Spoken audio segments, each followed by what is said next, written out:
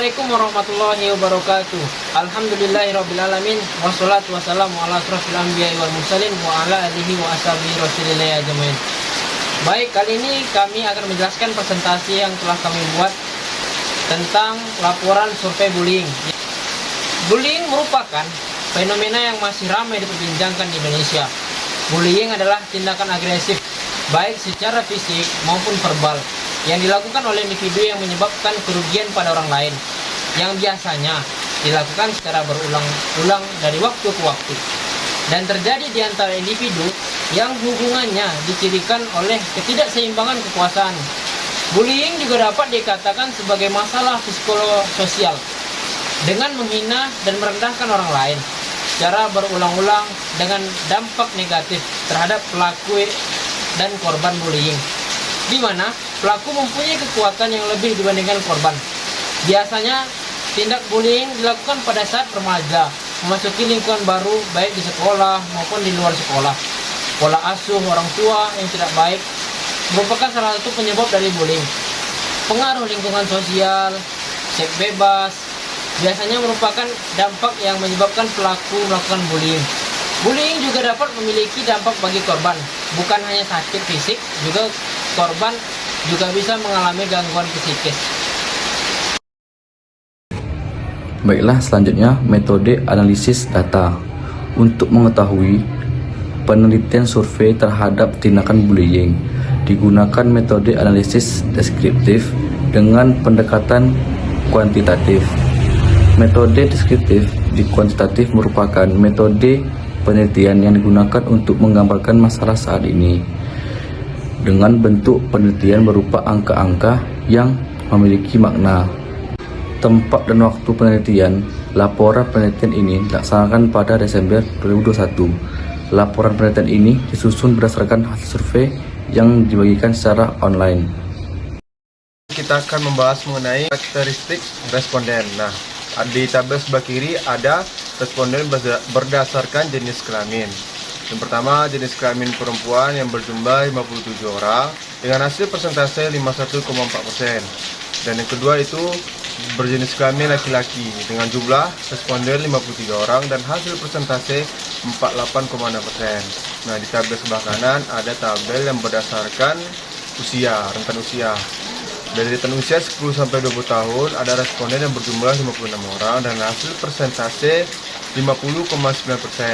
Dan di yang keduanya yaitu rentan usia dari 21 sampai 30 tahun yang berjumlah 51 orang dengan hasil persentase 46,4%. Dan yang ketiga, rentan usia 31 sampai 40 tahun dengan jumlah responden 2 orang dengan hasil persentase 1,8%.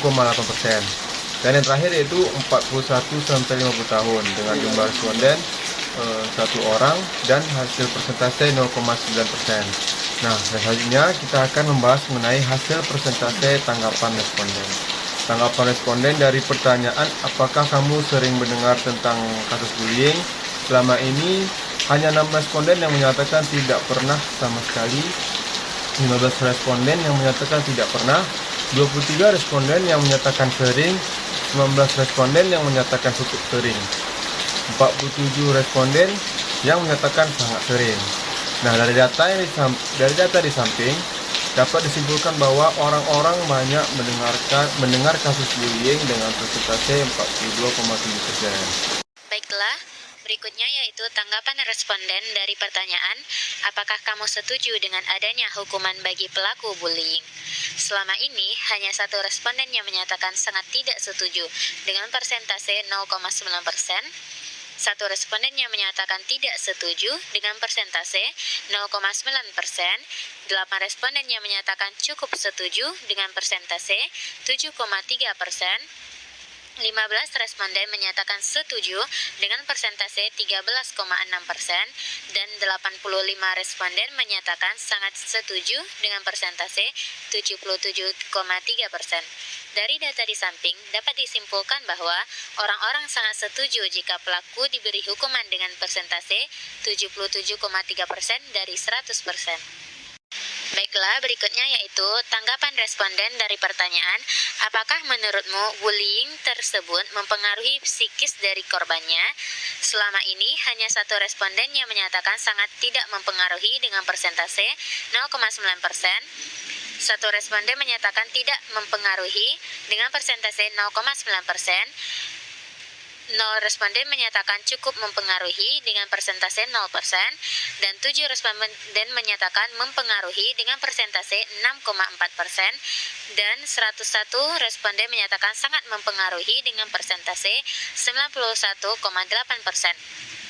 Dari data di samping, dapat kita simpulkan bahwa tindakan bullying sangat mempengaruhi psikis dari korbannya dengan persentase 91,8% dari 100%. Berdasarkan hasil penelitian yang telah dilakukan, mulai dari studi literatur sampai dengan analisis data, maka dapat disimpulkan bahwa nilai asymptotic significance pertanyaan 1 sebesar 0,003, yang mana nilai ini kurang dari batas kritis yaitu 0,05, maka hipotesis 1 diterima, yang artinya masyarakat menyatakan bahwa mereka sering mendengar istilah atau hal-hal tentang kasus bullying.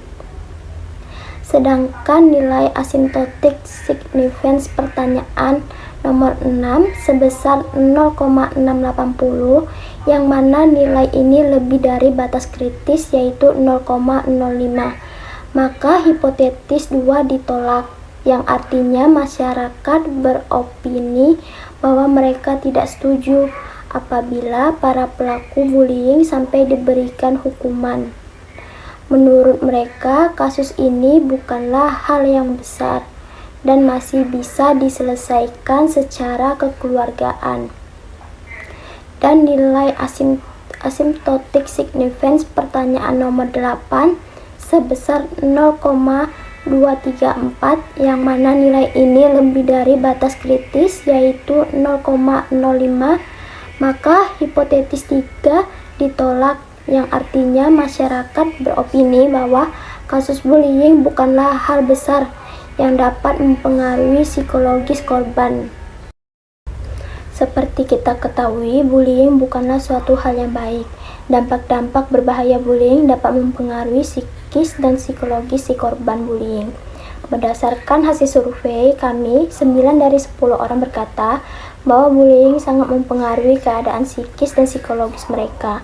Maka dari itu, kita dituntut untuk berani memilih sesuatu berdasarkan hati nurani. Jika melihat teman yang dibully, kita harus bisa memilih apakah kita berani membela si korban atau justru ikut membuli korban dengan bergabung dengan pelaku. Kita juga harus selalu terus-menerus melatih hati nurani kita agar jangan sampai mendapat kepuasan tersendiri jika kita membuli orang lain.